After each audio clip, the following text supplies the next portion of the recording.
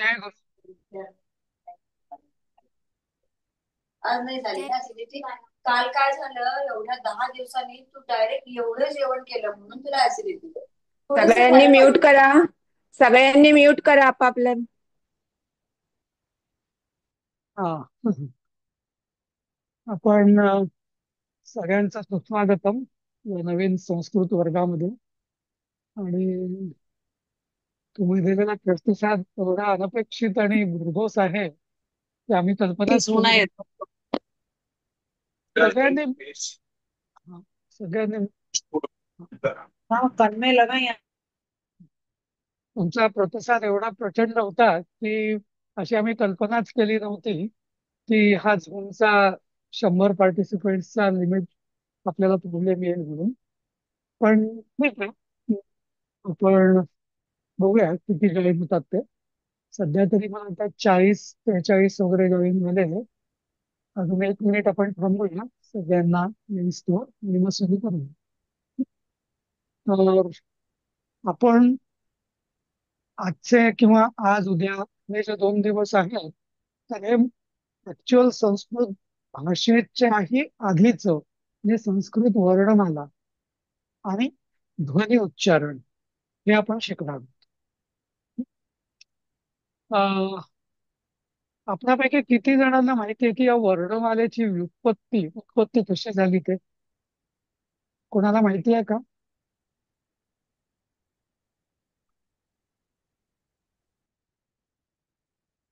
ठीक आहे. अं, कराच्या वर्णमा डमरू। हा, बरोबर, शंकराच्या डमरूमधून. हा, बरोबर. तर अं, असं म्हटलं जातं की भगवान शिव किंवा आदिशिव परमशिव असं जे म्हटलं जातं, तर त्यांनी अं, त्याच्या स्लाइडच दाखवतो मी. हा, तर हा असा त्यांनी म्हणजे नटराज महेश्वर किंवा नटराज यांनी जेव्हा तांडव नृत्य केलं सृष्टीच्या शेवटी प्रलयानंतर, आणि प्रलयानंतर जेव्हा पुन्हा सृष्टी जेव्हा उत्पन्न होते, तर त्यांचं तांडव नृत्य तेव्हा संपतं. त्याला म्हणतात नृत्यावसाने. म्हणजे जो श्लोक आहे ना, नृत्यावसाने नटराज राजो. तर जेव्हा अवसान म्हणजे संपलं, जेव्हा त्यांचं तांडव नृत्य संपलं, तेव्हा नटराज राजो म्हणजे सगळ्या जे नटराज महेश्वर जे आहेत, तर त्यांनी ननाद ननाद म्हणजे वाजवलं, आवाज काढला, नाद केला. कशाचा? ढक्का म्हणजे ढोलकी. हम्म. त्या ढोलकीचा आवाज केला किती वेळा? नवपंचवारम, 9 आणि 5 असं 14 वेळा त्यांनी ढोलकी वाजवली वेगवेगळी. आणि या 14 वेळा जेव्हा ढोलकी वाजवली, तेव्हा त्यातनं 14 निरनिराळ्या प्रकारचे वर्ण किंवा ध्वनी उत्पन्न झाले. हम्म. आणि हे त्यांनी ध्वनी का उत्पन्न केले, तर त्याचा दुसऱ्या ओळीमध्ये आहे, उद्धर्तु काम सनकादि सिद्धांत एतद विमर्शे शिवसूत्र जालम. ते सनत कुमार, हा, सनत सुजय वगैरे जे ब्रह्मदेवाचे जे मानसपुत्र आहेत, की जे ज्ञानाचे इच्छुक होते, तर त्यांचा म्हणजे या सगळ्या सिद्धांना त्यांचा उद्धार करण्यासाठी हं, त्यांनी आणि या ज्ञानाचा विमर्श म्हणजे त्यांना विचार करण्याची प्रेरणा देण्यासाठी हे शिवसूत्र चालू. म्हणजे 14 जी सूत्र आहेत याला म्हणतात माहेश्वर सूत्र किंवा शिवसूत्र. तर या शिवसूत्र हे जे जाळं किंवा शिवसूत्राचं जाळं किंवा शिवसूत्राच्या ओळी 14 या त्यांनी प्रकट केल्या आहेत. हं? तर साक्षात भगवान शिवांनीच ही आपली संस्कृत किंवा देवनागरी म्हणूया आपण, तर देवनागरी नाही, देवनागरी ही स्क्रिप्ट झाली. संस्कृत जी वर्णमाला आहे ती, या भाषेची ती वर्णमाला साक्षात शिवांकडून प्रसूत झाली. समजलं? हा याच्या मागचा या वर्णमालेचा इतिहास आहे. आणि मग पुढे ओंकार, वेद वगैरे वगैरे हा सुरू झालं. आणि या वेदासाठी म्हणजे वेद निर्मितीसाठी हे स्वर, ही व्यंजन किंवा ही जी सगळी अक्षर वर्णमाला ती आवश्यक होती. कारण वर्णच जर नसतील, अक्षरच जर नसतील, तर वेदवाङ्मय उत्पन्न कशा होईल? त्यामुळे आधी हे उत्पन्न झालं आणि मग पुढे परमेश्वरांचं वेद जे आहे ते निश्वसित झालं. अशी ही असा आपला सनातन धर्माचा इतिहास आहे. बरोबर. तर आता ही जी सूत्र आहेत ना, ही थोडक्यात सांगतो मी माहिती, की इथं जसं लिहिलं आहे इ उण ऋ, ए ओम ऐ औच वय वरट लण नम नाणनम भिबय्यम भडढश भबगडधश हा फ फ छ फ थ च ट तौ पपय ट श सर. तर आता इथं 1, 2, 3 आणि 4 म्हणजे ऐऊन ऋक एओ आणि ऐ औच. तर अ पासून च पर्यंत ही जी सगळी आहेत ना, ह्याच्यात तुमच्या लक्षात येईल म्हणजे शेवटचं अक्षर सोडा, पण नाहीतर अ इ उ ऋ ए ओ ऐ औ हे सगळ्यात हे स्वर. बरोबर. आणि नंतर या हयवरट पासून ते शेवटचं हल ही जी 10 सूत्र आहेत, यात सगळी व्यंजन आहेत. अशा रीतीने स्वर आणि व्यंजन अशी वर्णमाला भगवान शिवांनी सुरू केली. ठीक आहे ना. आणि ही सगळी ए उन उक ए ओम ए औच हे सगळे सूत्र इथं दाखवलेली आहेत. जी शेवटची अक्षर मी लाल अक्षरात दाखवलेली आहेत ना, तर म्हणजे ती मोजल्या जात नाहीत ऍक्च्युअल सुरांमध्ये, पण ती सूत्र पूर्ण करण्यासाठी त्या फलांत सूर असतं. आता याचं जे वर्गीकरण आहे जसं मी सांगितलं 1, 2, 3, 4 ओ पासून च पर्यंत म्हणजे याला पक्ष म्हणतात. म्हणजे सगळ्या स्वरांना पाणिनी व्याकरण जे आहे त्याच्यामध्ये पक्ष म्हणजे काय स्वर.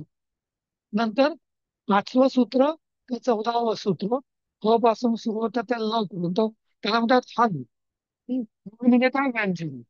म्हणूनच पाय जेव्हा तोडलेला असतो एखाद्या अक्षराचा त्याला हलंत म्हणतात.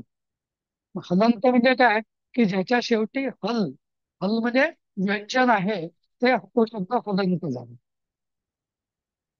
तर ही सगळी जे महेश्वर सूत्र किंवा शिवसूत्र जे आहे तर त्यातनं ही निर्माण झालेली आहेत सगळे म्हणजे ही दैवी सूत्र आहे. पण बाकी तुम्ही जर जपानीज इंग्लिश रोमन बाकी कुठल्याही स्क्रिप्ट बघितल्या तर त्या सगळ्या इव्हन चायनीज मध्ये विचित्र लिपी. पण आपल्याच धर्मामध्ये असं मानलं जातं की ह्या सगळ्या ज्या ही जी सगळ्या आहेत अक्षरं ही साक्षात परमेश्वराने प्रस्तुत केलेली आहे. आणि त्याचा एक विशिष्ट त्याचा उद्देश आहे हेतू त्या हेतू. अं, आता पुढे जाऊया आपण. हे सगळे स्वर अच अ आ इ ई उ ऊ ऋ ळ ए ऐ ओ औ. आता या दुसरा आणि उ आणि आणि आ हे लाल अक्षरात मी केलेले आहेत कारण ऍक्च्युअल पाणिनी सूत्रामध्ये याचा उल्लेख नाहीये म्हणून. हा. आपण याविषयी करू नंतर चर्चा. पण म्हणून त्यांनी लाल अक्षरात ठेवलेत. पण संस्कृत भाषेमध्ये याचा उल्लेख वापर बऱ्याचदा होतो असं. नंतर व्यंजन जी आहेत ते कख गगन चषजन्य टठजन्य तथदिदन्न पपबब्म जनलव स स स. आणि शेवटचा जो अ क आणि ज्ञ आपण जे म्हणतो यापैकी च आणि ज्ञ ही जोडाक्षर आहेत. क आणि पोटफोड्या श मिळून च होतो. य य मधला य हा आणि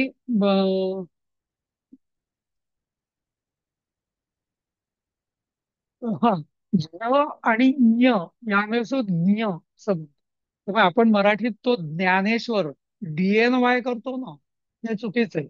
आणि हिंदी भाषिक जे GY करतात ज्ञान म्हणतात ते ज्ञान पण चुकीचं आहे. ज्ञान पण चुकीचं आहे. त्याचा खरा उच्चार आहे ज्ञान. ज ला य ज्ञान. ज ला य च च च च य मधला येतात म्हणजे हा ज आणि हा य ज्ञ हा खरा उच्चार आहे त्याचा.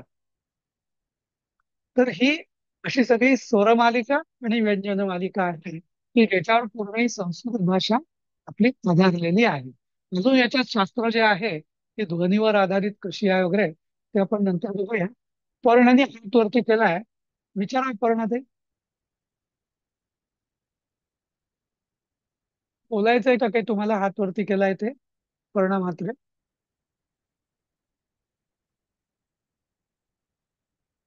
ठीक आहे, आपण सर पुढे. तुमचा आवाज ना थोडासा घासल्यासारखा येतोय. अच्छा, स्लो हे होतोय का? बरं. हा अच्छा. नीट असल्यासारखा आवाज येतोय. हा, बरोबर येतोय का? हा आता येतोय. आता बरोबर येतोय?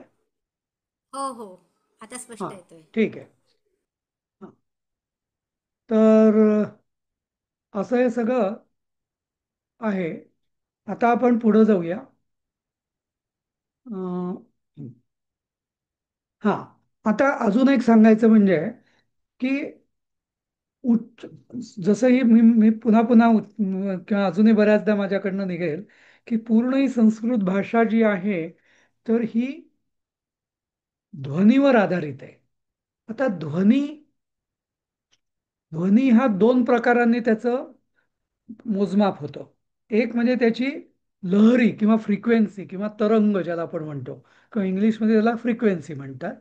आणि दुसरं त्याचा त्याच्या उच्चारणासाठी घेतलेली वेळ किंवा टाईम, त्याला संस्कृतमध्ये मात्रा म्हणतात. हां, तर आता ऱ्हस्व अक्षरं जी आहेत अ, इ, उ, ही याला लागणारा उच्चारणाला लागणारा वेळ असं मानलं जातं की एक मात्रा. दीर्घ अक्षर जे आहे आ, इ, उ, ए, ऐ, ओ, औ, याला दोन मात्रा. हं? तर त्यामुळे ऱ्हस्व आणि दीर्घ हे काय आहे?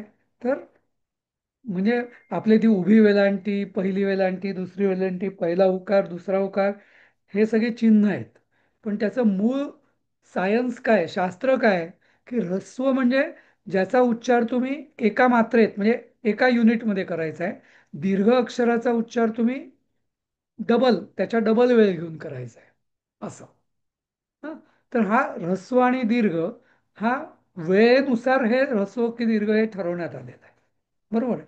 आता याच्यात अजून एक प्लुत पण आहे. प्लुत म्हणजे जसं एखादा शब्द जेव्हा आपण लांब अरे असं आपण म्हणतो ना, त्याला म्हटलं जातं प्लुत, की जी तीन मात्रांचा. पण सहसा बहुतेक वेळा आपल्या इथे ऱ्हस्व आणि दीर्घ बहुतेक सगळं जे वाङ्मय आहे ते ऱ्हस्व आणि दीर्घामध्येच आधारलेलं आहे. फक्त वेदामधले काही स्वर जे असतात की जे लांबवले जातात ते प्लुत मानले जातात, असं. ठीक आहे. आता आपण, हा, एक प्रश्न काही होता. सॉरी. कोणी बोलतंय का? काही हा मी विचारायचंय? विचारलं, आधीची स्लाइड दाखवता का प्लीज? हा, काय नाव काय आपलं? अंजली कुलकर्णी बोलतेय मी. हा, बोला. त्याच्यामध्ये तुम्ही जो ए घेतलाय तो पण दोन मात्रांचाच पकडायचा का? म्हणजे ए बाकी ए सगळे कसे दुसरे आहेत, म्हणजे आपण म्हणतो दीर्घ अक्षरांमधला, पण तो एक ए आहे, एक मधला ए, हम्म. तो ह्रस्व अक्षरांमध्ये नाही आहेत का? नाही, कारण ए हे ऍक्च्युअली ना तो ते जोडाक्षर आहे. अ अधिक ई बरोबर ए, असं आहे. ओके, कारण इथं हा, बघितलं तर सगळे दीर्घ अक्षरच आहेत, फक्त एक ए तेवढाच फक्त ह्रस्व मधला आहे. हा, फक्त अ, अ, ई, उ हे तीनच फक्त ऱ्हस्व आहेत. बाकी बर. बाकी सगळे स्वर जे आहेत ते दीर्घ आहेत. हा, असं. आता मी रू आणि रू आणि यू याच्याविषयी मी थोडं नंतर सांगेन. हां, कारण त्याने थोडंसं विषय भरकटत जाईल आपला. पण सांगूया आपण. पण तुम्ही विचारलेली शंका बरोबर आहे. अ, इ, उ हे तीनच स्वर आहेत की जे ऱ्हस्व आहेत. बाकी दीर्घ आहेत. व्यंजनं जी आहेत ना, क, ख, ग, ग, ङ, याला इथं लिहिलं नाही आहे मी. पण ही जी सगळी व्यंजन आहेत याला अर्धमात्रा म्हणतात, अर्धी मात्रा. म्हणजे काय, जेव्हा आपण क म्हणतो ना उदाहरणार्थ, तर क ची अर्धी मात्रा, क ची अर्धी मात्रा, आणि त्याला जेव्हा अ जोडला जातो तेव्हा त्याचं होतं क, म्हणजे त्याची होती दीड मात्रा. पण तेच मी जेव्हा का म्हणतो तेव्हा क अधिक दोन म्हणजे अर्धा अधिक दोन म्हणजे अडीच मात्रा. समजलं? ध्वनिशास्त्राच्या दृष्टीने जेव्हा मी का म्हणतो का हा शब्द म्हणजे का हे अक्षर दीर्घ तर आहेच, पण त्याला लागणारा वेळ हा दोन मात्रा नाही आहे. त्याला लागणारा वेळ आहे क म्हणजे अर्धा क, प्रत्येक व्यंजनाची अर्धी मात्रा, आणि त्याला पुढे जो स्वर जोडला जातो त्या स्वराची मात्रा. की ऱ्हस्व असेल तर एक मात्रा, दीर्घ असेल तर दोन मात्रा. मग क एक दीड मात्रा, का अडीच मात्रा, की दीड मात्रा, की अडीच मात्रा, असं. समजलं?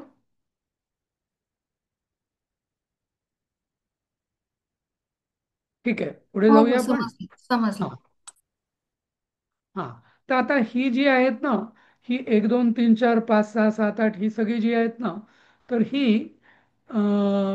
पाणिनीची सूत्र आहेत. की म्हणजे आता हे जसं मी म्हटलं की ध्वनीवर आधारित तर आहेच हे शास्त्र, पण तो ध्वनी कुठून निघतो, त्या ध्वनीचं उगमस्थान काय आहे, त्यावरनं पण हे ठरलं जातं. तर इथं पहिलं सूत्र आहे अकुह विसर्जनीयानाम कंठहा. म्हणजे कंठातनं काय अक्षर बाहेर निघतात, वर्ण अ, आ, अ, क, ख, ग, घ, ङ, ह आणि विसर्ग, असं. तर हे सगळे कंठातनं निघतात.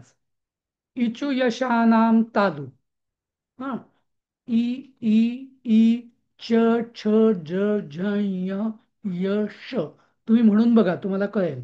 हा. तर इचू यशानाम तालू म्हणजे काय, हे सगळे जे वर्ण आहेत ना, जरा ती आपल्या दातांच्या मागची जी जागा असते वरची, हा, त्याच्यावरती जीभ, तिथं हवेचा आघात होतो, म्हणून ते तालव्य किंवा तालू म्हटलं जातं त्यांना. नंतर ऋतुरषाणाम मूर्धा. मूर्धा म्हणजे अजून वरचं पॅलेट. हा. तर र, र, र, टठ डढण र आणि श, पोटफोड्या श. तर हे सगळे जे आहेत हे इथं मला वरती टोकावं लागतं, मूर्धा स्थानावरती हवा तिथे फेकावी लागते. नंतर ऋतुरसानाम दंताहा. तळू, यु यु त थ द ध न ल स. बघा, दात जर नसतील तर हे शब्द आपल्याला नीट बोलता येत नाही, बरोबर. तथ द ध न, यु यु तथ द ध न ल स ही. हा. आता उपमानियानाम ओष्ठौ. तर आता ओष्ठवर्ण कुठले, उ, उ, ऊ, प, फ, ब, भ, म. हे सगळे ओठांच्या उपयोगाने बोलले जातात. हा. आता उपध्मानीय म्हणजे काय, की जेव्हा आपण पुन्हा पुन्हा असं जेव्हा म्हणतो ना, तेव्हा ते जे त्या विसर्ग समोर जोडला जातो, पुन्हा पुन्हा, तपः फलम, तपः फलम. तर ते जे जोडलं जातं ते सुद्धा ओष्ठवर्णातून होतं, ते त्याला उपध्मानीय अशी संज्ञा आहे. नंतर मग ngम ngण नाम नासिकाच, ngम ng न नाम नासिकाच, हे सगळे अनुनासिक वर्ण आहेत. ए देत कंठ तालू, ए आणि ऐ, हा, हे कंठ तालू आहे. कारण का, ते संयोग आहे त्याचा. अ, अ अधिक ए म्हणजे अ अधिक ई बरोबर ए. तर त्यामुळे अ हा कंठवर्ण, ई हा तालुवर्ण. त्यामुळे ए म्हणण्यासाठी मला कंठ आणि तालू या दोघांवर ते हवेचा प्रयोग करावा लागतो. ओदवतो कंठोष्ठम. ओ आणि औ साठी मला कंठ पण लागतो आणि ओठ पण लागतात. ओठ, ओठ हलवल्याशिवाय, ओठाचा चंबू केल्याशिवाय ओ किंवा औचा योग्य उच्चार होत नाही. हम्म. वकारस्य दंतोष्ठम. तर व म्हणायचंय ना, व तर बघा तुम्ही, दात आणि ओठ या दोघांची मदत लागते व. तेव्हा व म्हणणं कठीण आहे सगळ्या म्हणजे अगदी लहान मुलाला व म्हणणं जमत नाही. हा, कारण हे दात आणि ओठ दोघांचंही संयोगाने हा निघतो. आणि नंतर शेवटचं आहे जिव्हा मूलियस्य जिव्हा मूलम. म्हणजे जसं आपण ते उपध्मानियम बघितलं ना, उपध्मानियम, तसं तप फलम पुन्हा पुन्हा, तसं इथं जिव्हा मूलम म्हणजे क आणि ख म्हणजे दुःख. पण दुःख म्हणतो म्हणजे काय, दुःख असं म्हणत नाही कधी. दुःख, दुःख आणि खम असं इथं लिहिलंय ना, दुःखम. प्रातःकालम, तो विसर्गाचा क होतो, प्रातःकालम दुःखम. तर ह्याचं म्हणजे संस्कृतमध्ये असं जेव्हा सगळं ध्वनीवर आधारित असल्यामुळे जेव्हा विसर्ग मागे पुढे येतो तेव्हा त्याचं उच्चारण कसं होईल त्याच्याकरता एक स्वतंत्र कॅटेगरी केली आहे, उपध्मानीय आणि जिव्हामूलीय. हा, दुःखम. आणि बघा तुम्ही दुःखम म्हणा तर अगदी जीभ जिथनं निघते ना कंठातनं, तिथनं म्हणजे विसर्ग आणि जेव्हा हे होतं तेव्हा तो आतनं जिभेतनं निघतो तो आवाज, दुःखम. हा, पहिला जो क येतो प्रातःकालम असा, तर तो अगदी म्हणजे जिभेच्या मुळापासून निघतो म्हणून त्याला जिव्हामूल्यम असं म्हटलं जातं. याच्याविषयी काही शंका आहेत का?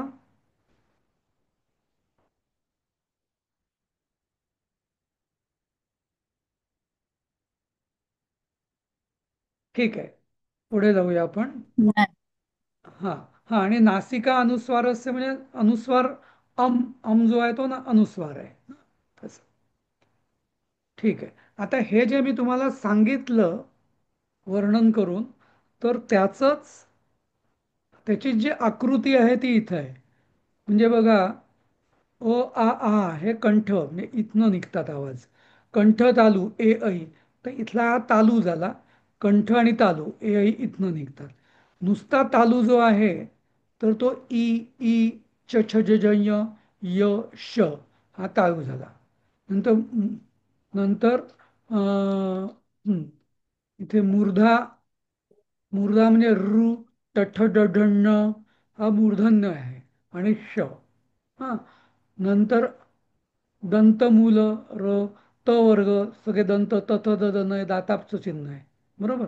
दंत आणि ओष्ठ व, दात आणि ओठ लागतात असं. तर इथं या आकृतीमध्ये नक्की हवेचा, वायूचा आघात कुठं होतो आपल्या तोंडामध्ये ते दाखवलेलं आहे आणि त्यानुसार हे वर्ण बनलेले आहेत. ठीक आहे. अं, तर याचंच एक त्याचा टॅब्युलर रिप्रेझेंटेशन किंवा तक्ता आपण केलेला आहे की कंठ, तालव्य, मूर्धन्य, दंत्य, दंतमूल, ओष्ठ, नासिका, कंठतालु आणि कंठोष्ठ. त्यातले स्वर कुठले? हां, नंतर त्या व्यंजनाचे मी इथं प्रकार केलेले आहेत. हां, एक आहे स्पर्शवर्ण. हे सगळे क ख ग घ च छ ज झ ञ च छ ज झ ट ठ ड ढ. हां, आणि हे सगळे जे आहेत ना हे स्पर्शवर्ण आहेत. त थ द ध प फ ब भ म य. कारण याच्याकरता जीभ टेकवायला लागते कुठेतरी, क ख ग घ च छ ज झ ट ठ ड ढ त थ द.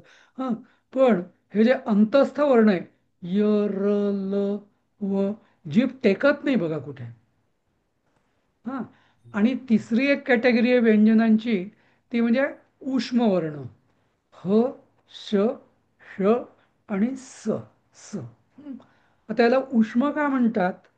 तर तुम्ही म्हणून बघा, त्याचा उच्चारण करण्यासाठी आपल्याला जास्त ऊर्जा लागते. बरोबर. किंवा वेगळ्या पद्धतीने असं म्हणता येईल की त्याची फ्रिक्वेन्सी बरीच जास्त आहे. तर त्यामुळे त्याला म्हणजे हे जास्त एनर्जेटिक किंवा जास्त ऊर्जावान वर्ण मानले जातात. ह, श, ह, श, श, स. तसंच अंतस्थ वर्ण पण त्याच्या खालोखाल ऊर्जा त्यांची आहे. य, र, ल, व. बरोबर. म्हणताना तुम्ही जेव्हा एकेका शब्दाचा अक्षराचा उच्चार कराल तेव्हा तुम्हाला त्याचा अनुभव येईलच की अरे याला जास्त शक्ती लागते, जास्त ऊर्जा लागते किंवा जास्त ऊर्जा निर्माण पण होते. बरोबर. आणि म्हणूनच म्हणजे ज्यांना मंत्र काही माहिती असतील किंवा बहुतेक मंत्रांमध्ये जे जास्त शक्तिमान जे मंत्र मानले जातात ना ते सगळे त्याच्यामध्ये अंतस्थ आणि उष्म वर्ण जास्त असतात. जसं राम, राम हा जो तारक मंत्र मानला जातो तो र, म्हणजे र, र हे अग्निबीज पण मानलं जातं. हां, तर बहुतेक सगळ्या बीजाक्षरं जी असतात ना त्यात ही य र ल व ह श ष स ही बीजाक्षरं खूप मंत्रांमध्ये जास्तीत जास्त म्हणजे जास्त प्रभावी मंत्रांमध्ये ही बीजाक्षरं वापरली जातात. कारण तो जो ध्वनी निघतो तो जास्त ऊर्जा किंवा जास्त शक्ती देणारा असतो. समजलं? तर म्हणजे आपल्याला वाटतं रे हा मंत्र आहे, पण हा मंत्र, त्या मंत्राच्या मागचं ध्वनिशास्त्र जे आहे ते हे आहे. हं. त्यामुळे नुसता तो असा योगायोग नाही किंवा काही मंत्रात ही वर्ण का आहेत, कारण त्याच्या मागचं जे शास्त्र आहे ते म्हणजे जरी ते मंत्र परमेश्वराने प्रकट केलेले असतील साक्षात वेद वगैरे, तरी त्याच्या मागचं शास्त्र हे की त्यातनं ते जास्त प्रभावी आहेत, जास्त ऊर्जावान आहेत असं. ठीक आहे, पुढे जाऊया आपण. हम्म. आता हे सगळं अगदी तुम्हाला तरी मी ना अल्पप्राण महाप्राण वगैरे अजून जास्त डिटेलमध्ये मी गेलो नाही, कारण त्याने खूप बोजड होईल ते. सध्या एवढी माहिती आपल्याला पुरे आहे. हां. पण आता मी अजून एका महत्त्वाच्या विषयाकडे वळणार आहे, की कुठल्याही वर्णाचा उच्चार कसा करायचा. संस्कृत ही ध्वनीवर आधारित असल्यामुळे ध्वनीचा योग्य उच्चार होणं हे फार इथे महत्त्वाचं आहे. तर कसा करायचा? तर पहिला नियम आपण संस्कृतमध्ये लक्षात ठेवणार आहोत, की सगळ्या अक्षरांचा पूर्ण उच्चार करायचा. म्हणजे कसं, की राम, आता मराठीत राम म्हणतो आपण, पण जर म चा पाय मोडलेला नसेल, असं जर तुमचं संस्कृत वाचनात आला एखादा शब्द राम, तर तो राम म्हणायचा. राम नाही म्हणायचं. मराठीत राम म्हणतो आपण, पण खरा शब्द राम नाहीये. कारण नुसताच जर मला राम म्हणायचं असतं तर मी रावर अनुस्वारही दिला असता. बरोबर. जसं हल्ली काही लोक जनता म्हणतात, ते जनताच हा शब्द चुकीचा आहे. जनता, जनता लिहायचं तर मग ज वर अनुस्वार, जसं आपण जंत लिहितो तसं जनता लिहिता आलं असतं, पण तो न वेगळा आहे, जनता, नाही का. तर तसा निदान संस्कृतमध्ये तरी आपण किंवा जे जे संस्कृत शिकलेले आहेत ते बहुतेक वेळा असा चुकीचा उच्चार करत नाहीत. म्हणजे अक्षर जर तोडलेलं नसेल, पाय तोडलेला नसेल, तर ते अक्षर पूर्ण म्हणायचं. हा नियम, सोपा नियम लक्षात ठेवायचा. बरोबर. पुढचं अनुस्वाराचा नियम. आता एकच शब्द आहे, हं, आणि त्याच्यामध्ये जर अनुस्वार आलाय, आता उदाहरण देतो मी, तर अनुस्वाराचा जो उच्चार आहे ना, तो समोर कुठलं अक्षर आहे त्याच्यावरती अवलंबून असतं. कसं, तर अंक, तर इथे अनुस्वाराचा उच्चार क ख ग घ ङ मधला ङ होतो, अंक होतो, अंक होत नाही, अंक होतो. पंचा, आता इथं जो अनुस्वार जो आहे प वरचा, त्याचा उच्चार छ छ ज ज, पुढे च हे अक्षर असल्यामुळे च वर्गातलं च छ ज ज य, त्यातला जो पाचवा अनुनासिक वर्ण आहे य, तो तो उच्चारतो पंचा. पंचा म्हणत नाही किंवा पंचा पण अच्छा. म्हणत नाही आपण. पंक्चर सारखं पंक्चर बर. पंचा म्हणत नाही आपण. बरोबर. हं. ते पंचा म्हणतो. तो य जो अगदी आहे बरोबर. च छ ज य य मधला, तो अनुस्वार त्या य मध्ये रूपांतरित होतो. बरोबर. तिसरं दंत. आता हा अनुस्वाराच्या पुढचा त वर्ण आहे, त, त्यामुळे तो त थ द द न, त्या त्या त वर्गाचा जो पाचवा अनुनासिक स्वर हे आहे, अक्षर, तो तसा उच्चार होईल अनुसार दंत. दंत होत नाही. बरोबर. दंत असंच होणार. हं. कंठ, चौथा आहे कंठ, टठ ड ड न, टठ ड ड न, तर हे टठ ड ड हे शब्द जर पुढे असतील तर त्या अनुस्वाराचा उच्चार न होईल, बाणाचा न, कंठ. पंप, आता प फ ब भ म, हा, पंप, पंपा, तर इथे प फ ब भ म, प फ ब भ हे जर अक्षर समोर असतील, पुढे असतील, तर त्या अनुस्वाराचा उच्चार प वर्गाच्या पाचव्या अनुनासिक शब्दा अक्षरासारखं होईल, पंपा. हं? तर हे अनुनासिकाचे नियम नेहमी लक्षात ठेवायचे. हा. आता अजून एक आहे, की पद्यरचना जी असते ना, पद्यरचना म्हणजे गायकी, तर त्याच्यामध्ये हा नियम आपण एका शब्दात मधल्या अनुस्वाराला तर लावतोच, पण शब्दानंतर जो दुसरा शब्द येईल त्याला सुद्धा लावू शकतो. आवश्यक नाही. शब्द संपला की तुम्ही त्या अनुस्वाराचा उच्चार म करू शकता.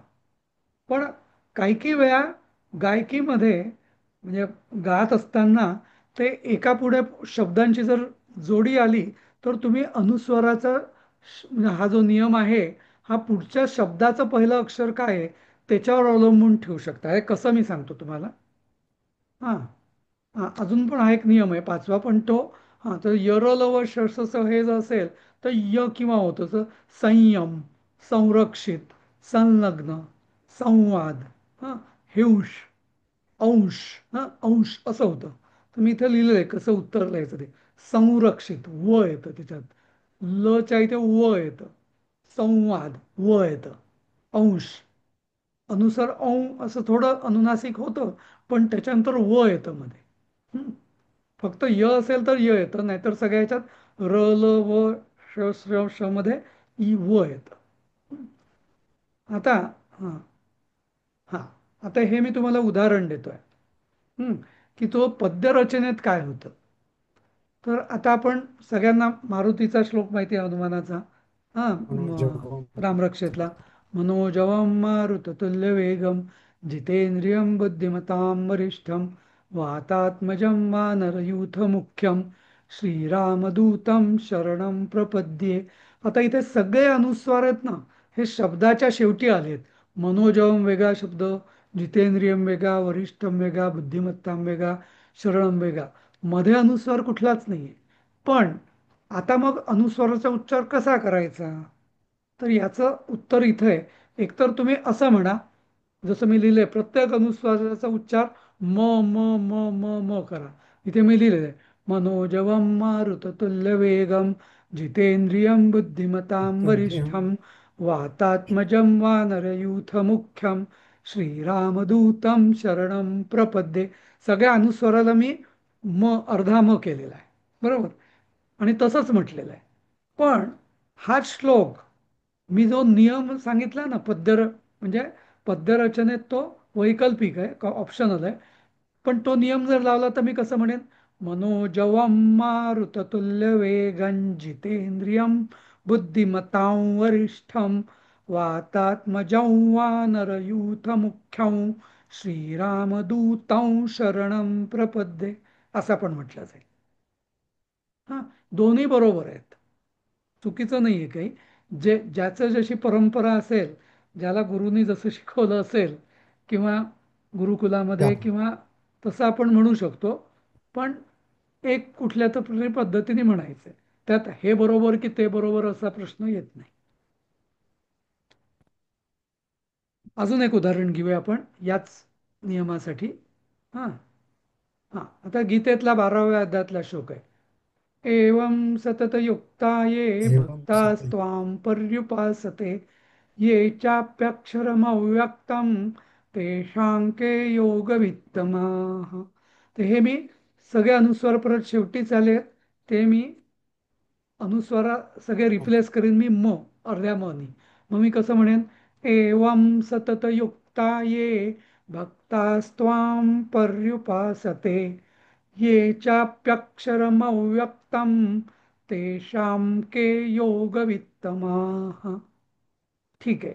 किंवा एवं आता इथे स येत आहे ना म्हणून वं एवं सततयुक्ता ये भक्तास्त्वां पर्युपासते. आल्यामुळे मच येईल तो भक्तास्त्वां पर्युपासते ये चाप्यक्षरम अव्यक्तान तन आता मन येईन कारण तो मी फास्ट म्हणतो म्हणजे जोडून म्हणतोय अव्यक्तांते शांके क आहे म्हणून तो शांके योग वित्तमा. तर असं दोन्ही परत हे दोन्ही पद्धती बरोबर आहेत. हं? असं होऊ शकतं. अजून आपदामपहर्तारं दातारं सर्वसंपदां लोकाभिरामं श्रीरामं भूयो भूयो नमाम्यहम्. हे पण तसंच आहे. हर्ता रम म्हणा किंवा रन म्हणा. आपदामपहर्ता रन दाता असं म्हणा किंवा दातारम सर्वसंपदाम लोकाभिरामं श्रीरामम म्हणा किंवा लोकाभिरामम श्रीरामम म्हणा. तो नाही बरोबर. तर असं हे उच्चारणाचं अगदी मी थोडक्यात सांगितलेलं आहे. याचं पुन्हा पुन्हा रिपिटेशन आपल्या वर्गामध्ये होणारच आहे. पण हे अगदी बेसिक ज्याला आपण म्हणतात, संस्कृतचे ध्वनीवर आधारित भाषा आहे. त्यामुळे आपल्याला हे ध्वनी त्या आणि अक्षर हे ध्वनिदर्शक आहे. कारण ही संस्कृत भाषा ही फोनेटिक आहे, बरोबर. ध्वनिदर्शक आहे. त्यामुळे योग्य ध्वनीचं उच्चारण झाल्याच गेलं पाहिजे आपल्याकडून. म्हणजे मराठी हिंदीमध्ये पण कमीत कमी संस्कृतमध्ये असताना तरी. कारण या सगळ्याच भाषा फोनेटिक आहेत. तर त्यामुळे हे हा बेस जो आहे, हे बेसिक रूल्स ज्याला आपण म्हणतो, हे मला आधी शिकवणं आवश्यक वाटले. हे मी आधी तुम्हाला शिकवतोय. कुठल्याही संस्कृतच्या पुस्तकात याचं संकलन तुम्हाला मिळणार नाही. पण मी हे मुद्दाम सुरुवात याच्यापासून केली, कारण आपल्याला उगम कसा झाला वर्णांचा त्याची थोडीफार माहिती पाहिजे, आणि त्याचं उच्चारण कसं होतं त्याची थोडीफार माहिती पाहिजे, म्हणून हे मी ॲड केलेलं आहे. आता याच्यावर आपण एक आपले ठीक आहे, हे पण आहे. हा, आता इथं पण एक सांगायचं होतं मला. हा जो श्लोक आहे ना, लोकाभिरामम रणरंगधीरम राजीवनेत्रम रघुवंशनाथम, तर इथं ना हे जे रणरंगधीरम आहे ना, किंवा रघुवंशनाथम, किंवा करुणाकरंतम श्रीरामचंद्रम, तिथे मला ऑप्शन नाही आहे. हां, जसं म्हणजे इथे मी म करताना सुद्धा शब्दाच्या शेवटी म म्हणू शकतो पहिल्या पद्धतीत. पण रणरंगधीरम म्हणजे रंगधीरम नाही करू शकत, किंवा रघुवंशनाथम नाही करू शकत, किंवा करुणा करमतम किंवा रामचंद्रम नाही करू शकत. तिथे तो जो आहे तसाच, कारण तो शब्दामध्ये आहे. माझा ऑप्शन कुठे आहे? शब्द संपल्यावर जो अनुस्वार असतो, शब्द संपताना त्याचा उच्चार कसा करायचा तो मला ऑप्शन आहे. एकतर मी म सारखा करेल किंवा न य न तसा करेल. म्हणून हा श्लोक जरा वेगळा आहे, कारण याच्यात मध्ये मध्ये पण अनुस्वार आहेत. तर त्याचा उच्चाराला ऑप्शन नाही आहे, हे दाखवण्यासाठी हे उदाहरण घेतलं. आता सातवं एक सांगतो, बीज मंत्र. जशी श्रीम ह्रीम क्लीम वगैरे जी असतात बीजाक्षरं, त्याचा उच्चार मात्र नेहमी स्वतंत्र असतो, कारण त्या बीजाक्षरांना स्वतःची पोटन्सी असते. त्यामुळे जसं ह र ई म, श र ई म, क ल ई म, त्यामुळे त्याची जी ऊर्जा आहे, म्हणजे विशेषतः मंत्रांमध्ये बीजमंत्रांमध्ये ती तशीच म्हटलं पाहिजे. त्याच्यात ते ह्रीं क्लिंग असं करण्यात अर्थ नाही. ह्रीम श्रीम क्लीम असंच, म्हणजे जे अध्यात्मशास्त्रात जे आहेत किंवा मंत्र वगैरे करतात त्यांच्याकरता हा नियम मी सांगतोय. त्याच्यात तो ङ य ण असं काही करायचं नाही. अनुस्वार म्हणजे म, बीजाक्षर असतील तर अनुस्वाराचा उच्चार नेहमी मच, अर्धा मच करायचा असं.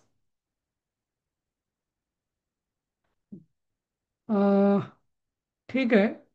आता एक 1.25 मिनिट राहिला आहे. कोणाला एखादी शंका असेल तर विचारू शकता एवढं सांगितल्यावरती.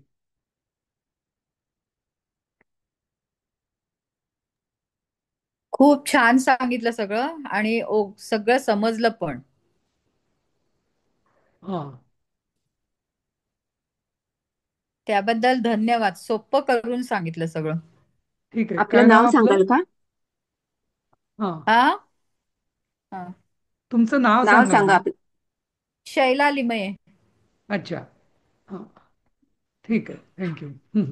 तर हो. ठीक आहे, आपली वेळ तशी. अजूनही बाकीच्यांना जर कोणाला सांगायचं असेल, शंका विचारू शकता, किंवा काही पण. आणि जे काय आपले अभिप्राय किंवा कॉमेंट्स असतील ते आपण ग्रुपवरती आपण केलेला आहे तो टाका, जरूर टाका. म्हणजे आपल्यात काही अजून काही टाकायचं असेल, सांगायचं असेल ते ॲड पण करता येईल आपल्याला. हं? आणि याचंच आता कंटिन्युटी आपण उद्या करणार आहोत. तर उद्या याच वेळेला आपण जॉईन करायचंय. हा, प्रीती काही बोलायचं आहे का? मी प्रीती. हो हो मी प्रीती मुजुमदार बोलते डोंबिवलीवरनं. हा, मी आहे ना संस्कृत शिकलीच नाही, म्हणजे मला जर आपण एबीसीडी म्हणतो किंवा तसं पहिल्यापासूनच शिकावं लागेल, तर हे